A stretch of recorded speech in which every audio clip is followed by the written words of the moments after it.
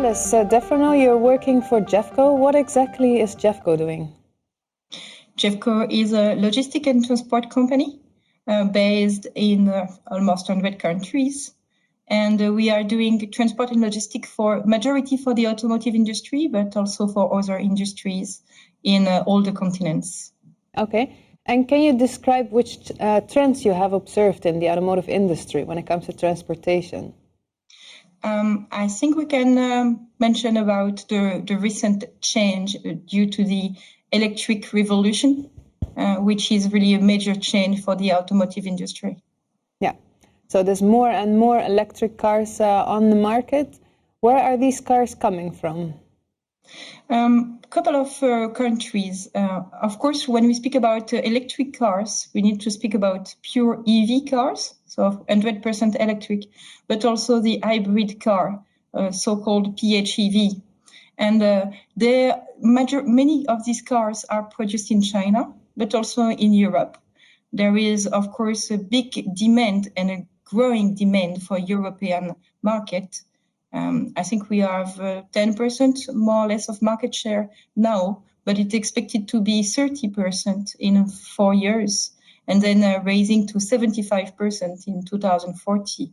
The production in China is also for the Chinese market, which is also and for the European market, there is also some needs of transfer of product, including the battery, which is produced in China for the majority, to the European factories, which are more and more able to produce electric cars. Yeah. So there is currently a growing demand for electric cars from China? There is both, yes. Growing demand for cars produced in China, but also for cars produced in Europe. And this is where the EOM are trying to increase the production capacity. Okay.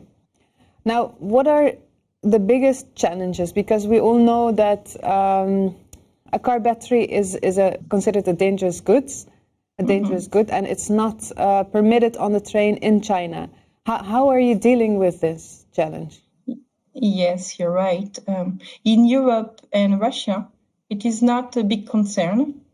So electric cars are allowed, and we just need some adjustment for the wagons and the weight of the car, which is a bit different, and of course charging the car. But in China, it is forbidden to transport dangerous goods, and lithium battery, but also cars containing lithium batteries are considered as class 9 dangerous good. So this can't be used for the import-export of parts, but also of finished vehicle. What we are doing right now, we developed a solution via Russia. We call that the Trans-Russia. It's a combination of sea plus rail via Vladivostok, the port of Vladivostok in Far East Russia, then using the Trans-Siberian directly to Brest-Malazevich or St. Petersburg and reaching Europe then.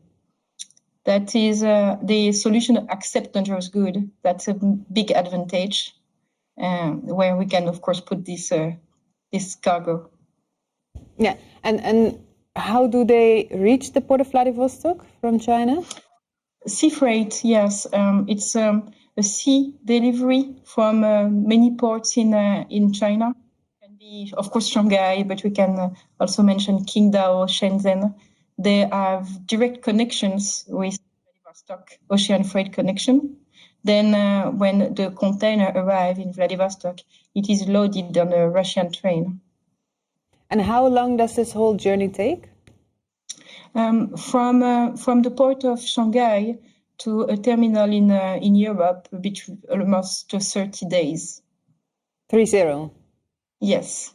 Yes. And how long would it take if it could go completely by rail from China to Europe? Yeah, that will be faster. That will be probably 20 days from on the Silk Road via China.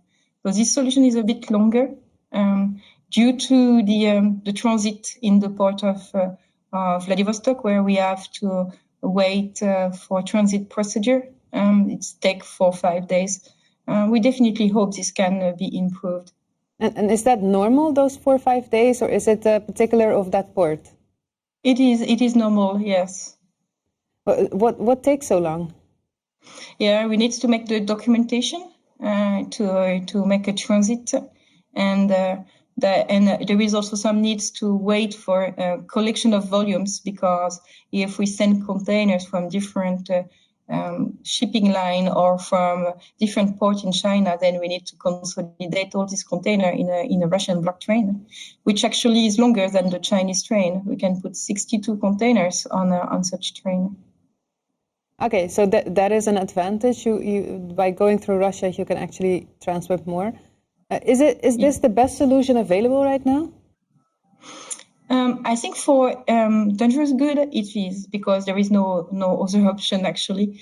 And today also the ocean freight, is, as you know, is impacted by the Suez Canal crisis, and the many blank sailings, the price are increasing. So this solution is really competitive compared to the alternatives. Yeah, and is there a lot of demand for this product? There is that right now. There is a huge demand for all alternative product of ocean freight. This situation. So yes, also the Trans-Russia is becoming more and more popular. Yeah, and is it dedicated for this product? For the EV, you mean? Yeah. No, we have also other type of cargo on this train, of course. Yeah. Is there any negotiation from your side with the Chinese authorities on transporting through China? No, honestly, we are not. We would like to see what the authority will say, of course, but I will not say that this is a bad decision. That's not something I can comment. Of course, it's. I don't want to see a train starting to burn because of battery starting to burn, and this can happen. So I leave this question to the Chinese authorities, of course. A lot of companies in Europe are also producing. Would it be easier for everybody if you just look for local production plants, for European production plants? Oh, of course it is, but it's what the European companies are doing, right? They are today adapting their factories so they can produce electric cars more and more, or even creating new factories for EV production. And why do you think there's such a huge interest in Chinese factories then? I think this will take some time, of course, and the needs of sharing, some parts is always important when you have a supplier of your battery in China, or a supplier of some products in Europe. Then you still need to send some component between the two factories. Yeah. How do you see that in the next 5 years? Definitely. I think the production will be massively done in Europe. When we buy an electric car, we want the carbon footprint of the car also as low as possible, so it should be produced locally.